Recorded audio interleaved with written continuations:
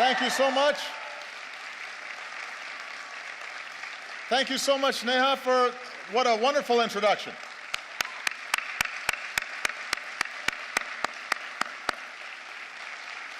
Everybody, please have a seat.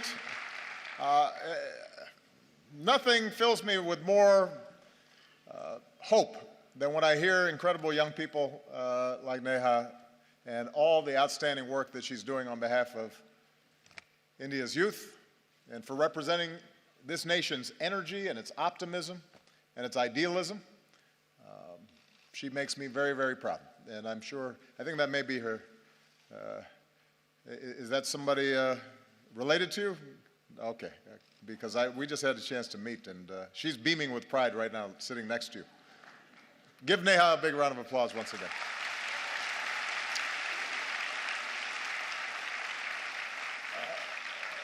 Distinguished guests, ladies and gentlemen, to all the students and young people who are here today, to the people of India watching and listening across this vast nation, I bring the friendship and the greetings of the American people.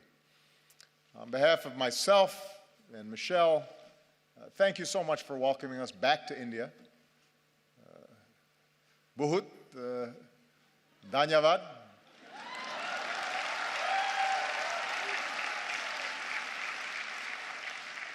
It has been a great honor to be the first American president to join you for Republic Day.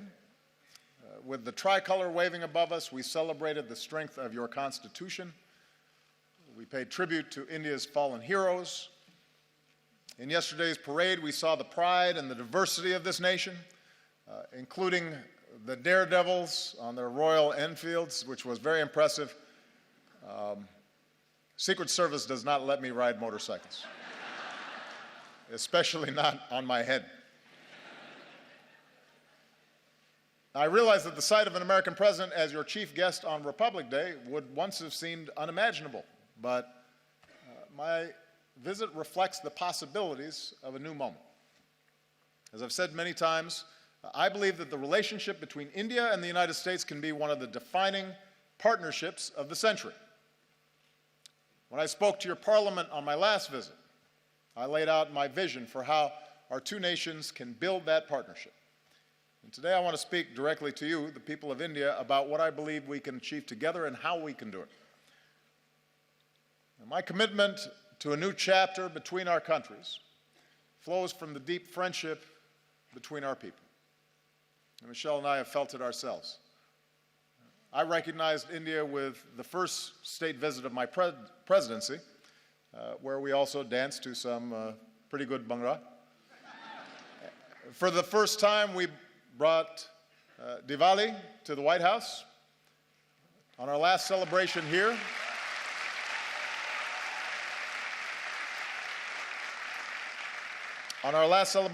we celebrated the Festival of Lights in Mumbai.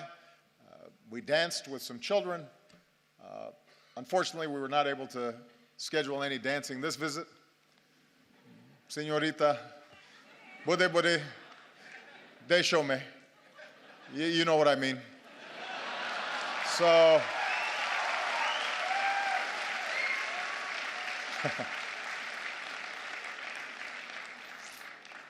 everybody said, by the way, how much better a dancer Michelle was than me, which hurt my feelings a little bit.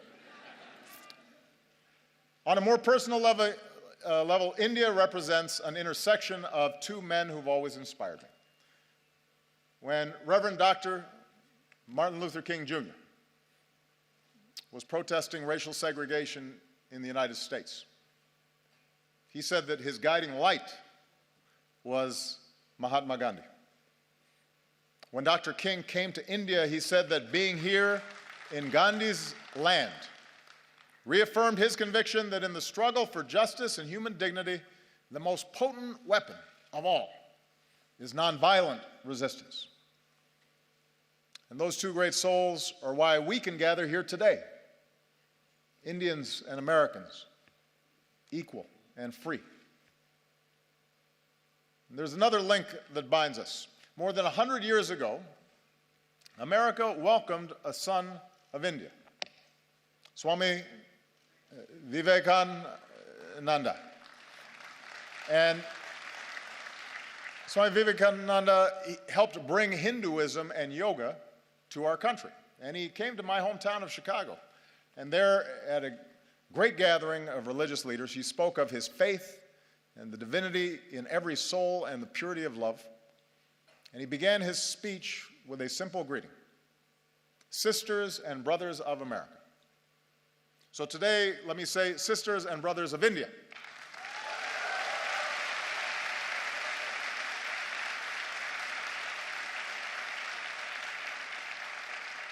My confidence in what our nations can achieve together is rooted in the values that we share. For we may have our different histories and speak different languages, but when we look at each other, we see a reflection of ourselves. Having thrown off colonialism, we created constitutions that began with the three same words: we the people. As societies that celebrate knowledge and innovation, we transformed ourselves into high-tech hubs of the global economy. Together, we unlock new discoveries, from the particles of creation to outer space. And we are among the few nations to have gone to both the moon and to Mars.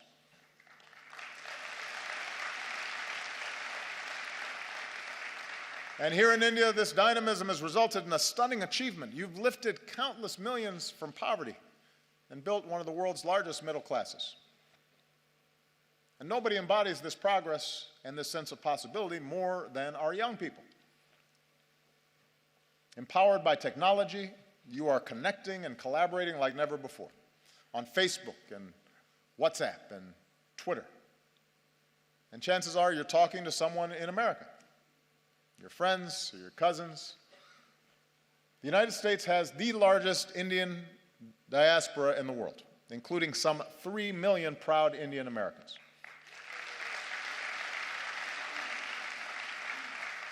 And they make America stronger, and they tie us together. Bonds of family and friendship that allow us to share in each other's success. So for all these reasons, India and the United States are not just natural partners. I believe America can be India's best partner. I believe that.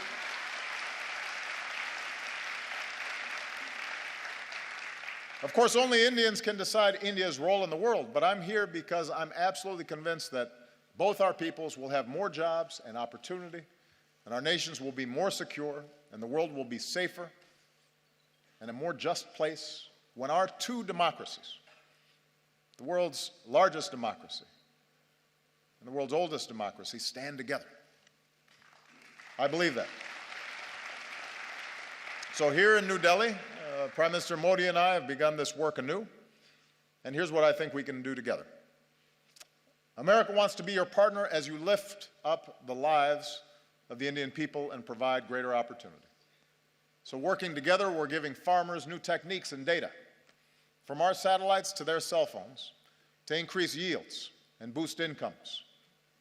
We're joining you in your effort to empower every Indian with a bank account. And with the breakthroughs we achieved on this visit, we can finally move toward fully implementing our civil nuclear agreement, which will mean more reliable electricity for Indians and cleaner non-carbon energy that helps fight climate change.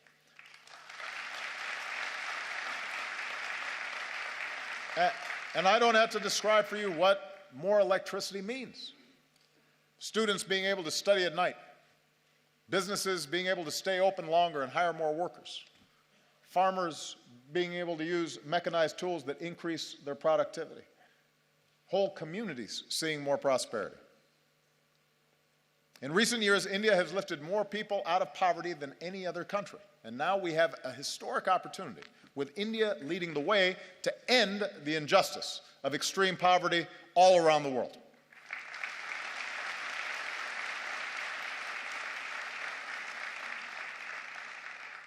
America wants to be your partner as you protect the health of your people and the beauty of this land, from the backwaters of Kerala to the banks of Ganga.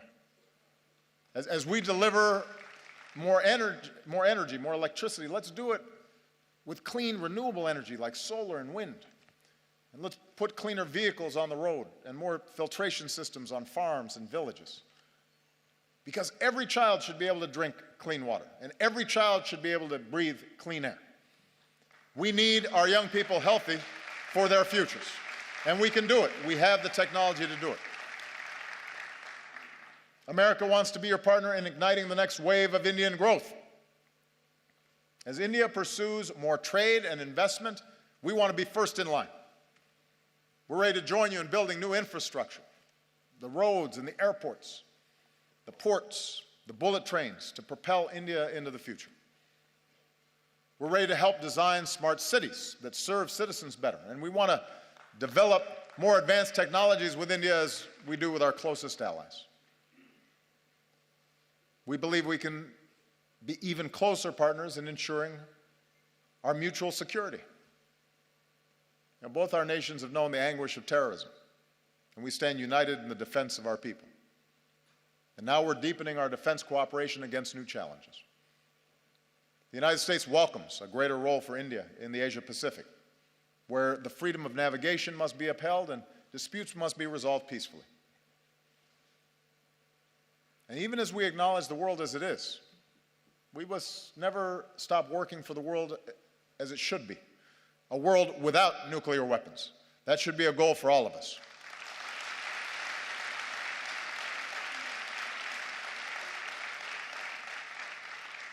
I believe if we're going to be true global partners, then our two nations must do more around the world together. So to ensure international security and peace, multilateral institutions created in the 20th century have to be updated for the 21st. And that's why I support a reformed United Nations Security Council that includes India as a permanent member.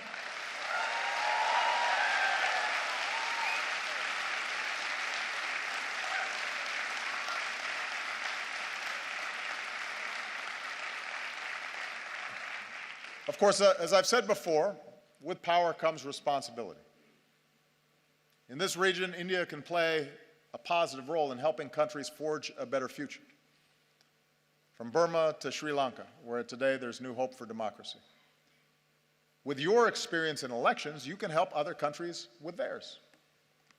With your expertise in science and medicine, India can do more around the world to fight disease and develop new vaccines, and help us end the moral outrage of even a single child dying from a preventable disease. Together, we can stand up against human trafficking and work to end the scourge of modern-day slavery.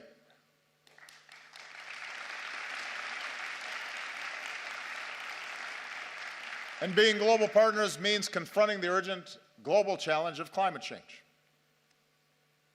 With rising seas, melting Himalayan glaciers, more unpredictable monsoons, cyclones getting stronger, few countries will be more affected by a warmer planet than India. Now, the United States recognizes our part in creating this problem, so we're leading the global effort to combat it. And today I can say that America's carbon pollution is near its lowest level in almost 2 decades. I know the argument made by some that it's unfair for countries like the United States to ask developing nations and emerging economies like India to reduce your dependence on the same fossil fuels that help power our growth for more than a century. But here's the truth. Even if countries like the United States curb our emissions, if countries that are growing rapidly like India, with soaring energy needs, don't also embrace cleaner fuels, then we don't stand a chance against climate change. So we welcome India's ambitious targets for generating more clean energy. We'll continue to help India deal with the impacts of climate change, because you shouldn't have to bear that burden alone. And as we keep working for a strong global agreement on climate change, it's young people like you who have to speak up so we can protect this planet for your generation. I'll be gone when the worst effects happen. It's your generation and your children that are going to be impacted. And that's why it's urgent that we begin this work right now. Development that lifts up the lives and health of our people, trade and economic partnerships that reduce poverty and create opportunity, leadership in the world that defends our security and advances human dignity and protects our planet. That's what I believe India and America can do together. So with the rest of my time, I want to discuss how we can do it. Because in big and diverse societies like ours, progress ultimately depends on something more basic, and that is how we see each other. And we know from experience what makes nations strong. Neha, I think, did a great job of describing the essence of what's important here. We are strongest when we see the inherent dignity in every human being. Look at our countries, the incredible diversity, even here in this hall. India is defined by countless languages and dialects in every color and caste and creed, gender and orientations. And likewise in America, we're black and white and Latino and Asian and Indian American and Native American. Your Constitution begins with the pledge to uphold the dignity of the individual. And our Declaration of Independence proclaims that all men are created equal. In both our countries, generations have worked to live up to these ideals. And when he came to India, Martin Luther King Jr. was introduced to some school children as a fellow untouchable. My grandfather was a cook for the British Army in Kenya. The distant branches of Michelle's family tree include both slaves and slave owners. When we were born, people who looked like us still couldn't vote in some parts of the country. Even as America has blessed us with extraordinary opportunities, there were moments in my life where I've been treated differently because of the color of my skin. Many countries, including the United States, grapple with questions of identity and inequality and how we treat each other, people who are different than us, how we deal with diversity of beliefs and of faiths. And right now, in crowded neighborhoods not far from here, a man is driving an auto rickshaw or washing somebody else's clothes or doing the hard work no one else will do. And a woman is cleaning somebody else's house. And a young man is on a bicycle delivering lunch. A little girl is hauling a heavy bucket of water. And I believe their dreams, their hopes, are just as important, just as beautiful, just as worthy as ours. And so even as we live in a world of terrible inequality, we're also proud to live in countries where even the grandson of a cook can become president, or even a Dulit can help write a constitution, and even a tea seller can become prime minister.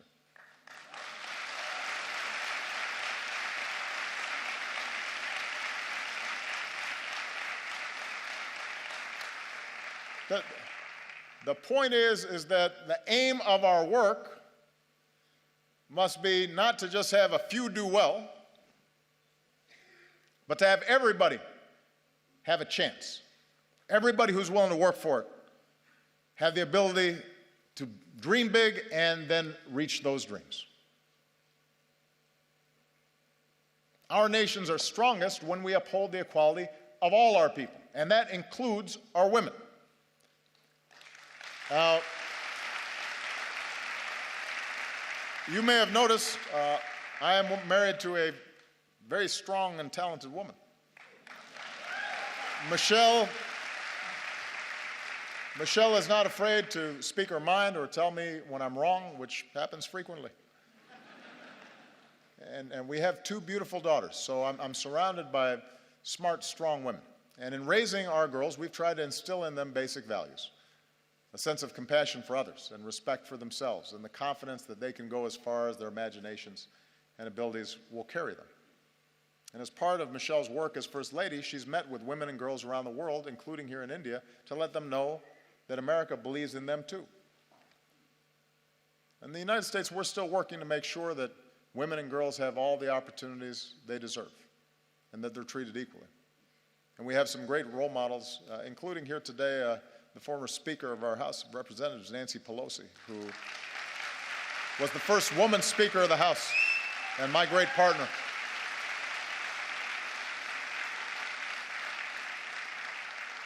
And here in India, it's the wives and the mothers who so often hold families and communities together. Indian women have shown that they can succeed in every field, including government, where many of your leaders are women. And the young women who are here today are part of a new generation that is making your voice heard and standing up and determined to play your part in India's progress. And here's what we know. We know from experience that nations are more successful when their women are successful. When girls go to school, this is one of the most direct measures of whether a nation is going to develop effectively is how it treats its women. When a girl goes to school, it doesn't just open up her young mind, it benefits all of us because maybe someday she'll start her own business or invent a new technology or cure a disease. And when women are able to work, families are healthier and communities are wealthier and entire countries are more prosperous. And when young women are educated, then their children are going to be well educated and have more opportunity. So if nations really want to succeed in today's global economy, they can't simply ignore the talents of half their people.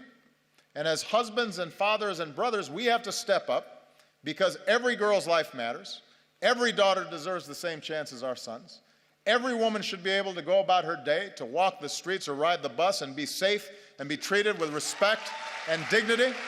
She deserves that.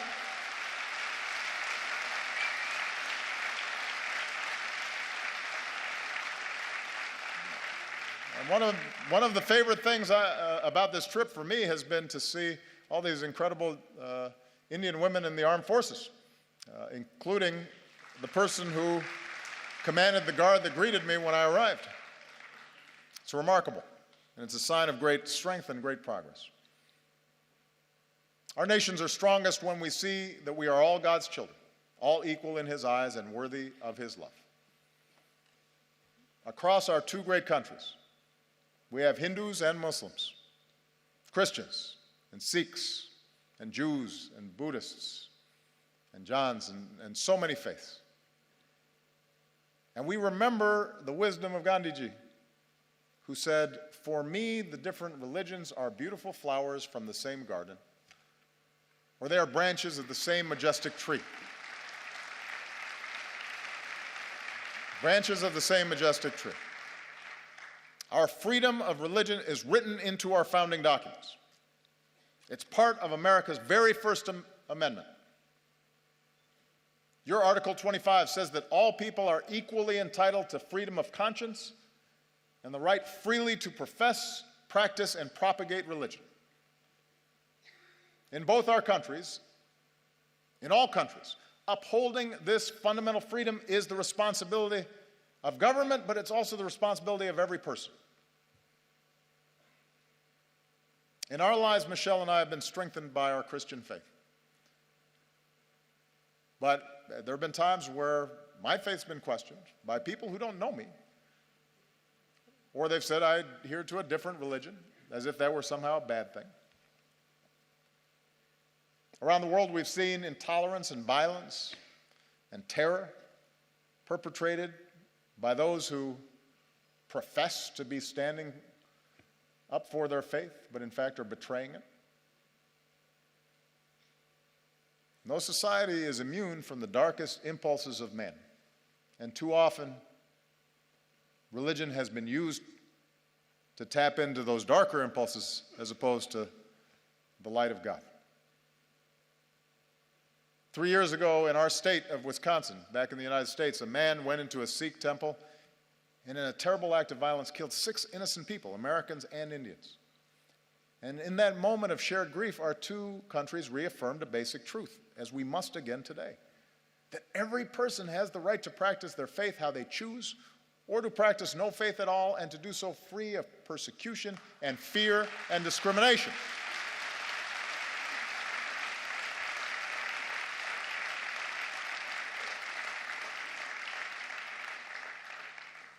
The peace we seek in the world begins in human hearts. And it finds its glorious expression when we look beyond any differences in religion or tribe and rejoice in the beauty of every soul. And nowhere is that more important than India. Nowhere is it going to be more necessary for that foundational value to be upheld. India will succeed so long as it is not splintered along the lines of religious faith, so long as it's not splintered along any lines and is unified as one nation. And it's when all Indians, whatever your faith, go to the movies and applaud actors like Shah Rukh Khan, and when you celebrate athletes like Milkha Singh or Mary Kom. And every Indian can take pride in the courage of a humanitarian who liberates boys and girls from forced labor and exploitation, who's here today. Kailash Satyarthi, our most recent winner of the Nobel Prize for Peace. So that's what unifies us. Do we act with compassion and empathy? Are we measured by our efforts, by what Dr. King called the content of our character, rather than the color of our skin or the manner in which we worship our God? In both our countries, in India and in America, our diversity is our strength, and we have to guard against any efforts to divide ourselves along sectarian lines or any other lines.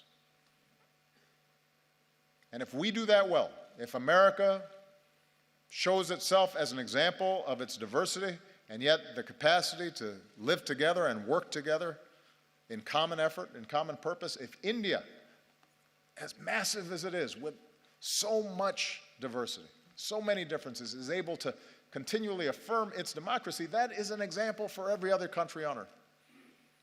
That's what makes us world leaders. Not just the size of our economy or the number of weapons we have, but our ability to show the way in how we work together and how much respect we show each other. And finally, our nations are strongest when we empower our young people.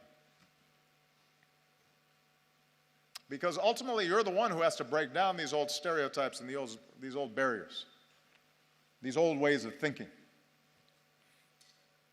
You know, prejudices and stereotypes and assumptions, those are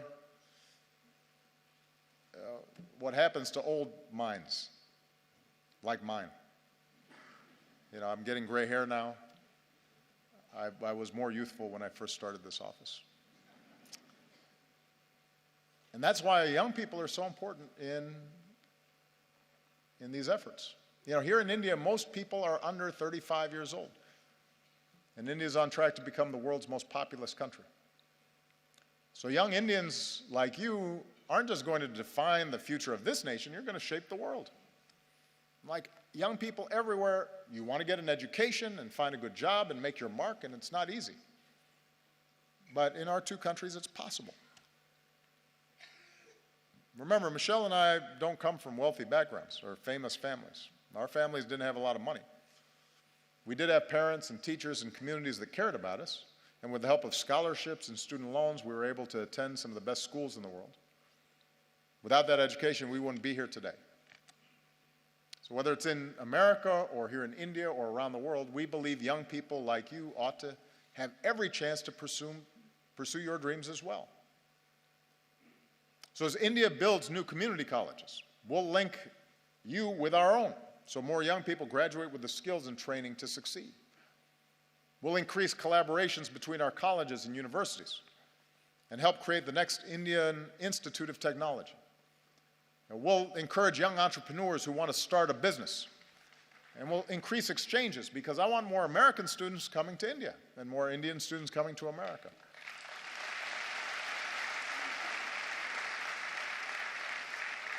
And that way we can learn from each other and we can go further. Because one other thing we have in common, Indians and Americans are some of the hardest working people on earth. And I've seen that. Michelle and I have seen that in a family here in India. I just want to tell you a quick story.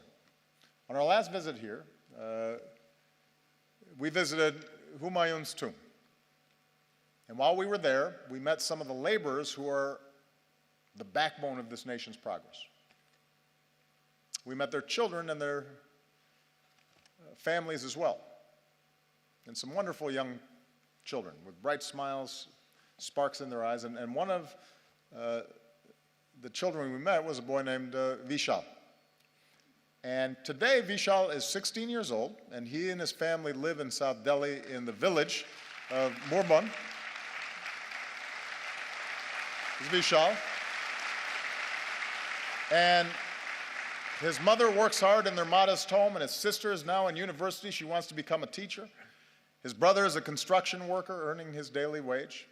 And his father works as a stone layer farther away, but sends home what little he makes so Vishal can go to school. And Vishal loves math, and mostly he studies. And when he's not studying, he likes watching Kubudi. And he dreams of someday joining the Indian Armed Forces. And we're grateful that Vishal and his family joined us today. We're very proud of him because he's an example of the talent that's here. And Vishal's dreams are as important as Malia and Sasha's dreams, our daughters. And we want him to have the same opportunities. Sisters and brothers of India. Now, we are not perfect countries, and we've known tragedy and we've known triumph. We're home to glittering skyscrapers, but also terrible poverty, and new wealth, but also rising inequality. We have many challenges in front of us. But the reason I stand here today, and I'm so optimistic about our future together, is that despite our imperfections, our two nations possess the keys to progress in the century ahead. We vote in free elections. We work and we build and we innovate. We lift up the least among us. We reach for heights previous generations could not even imagine.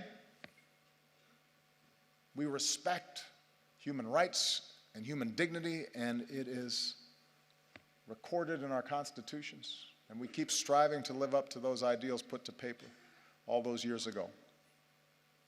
And we do these things because they make our lives better and safer and more prosperous, but we also do them because our moral imaginations extend beyond the limits of our own lives. And we believe that the circumstances of our birth need not dictate the arc of our lives. We believe in the father working far from home, sending money back so his family might have a better life. We believe in the mother who goes without so that her children might have something more. We believe in the laborer earning his daily wage and the student pursuing her degree.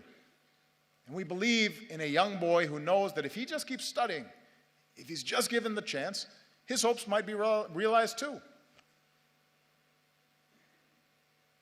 We are all beautiful flowers from the same garden, branches of the same majestic tree. And I'm the first American president to come to your country twice, but I predict I will not be the last, because as Americans, we believe in the promise of India. We believe in the people of India. We are proud to be your friend. We are proud to be your partner as you build the country of your dreams. Jai Hind. Thank you. Jai Hind.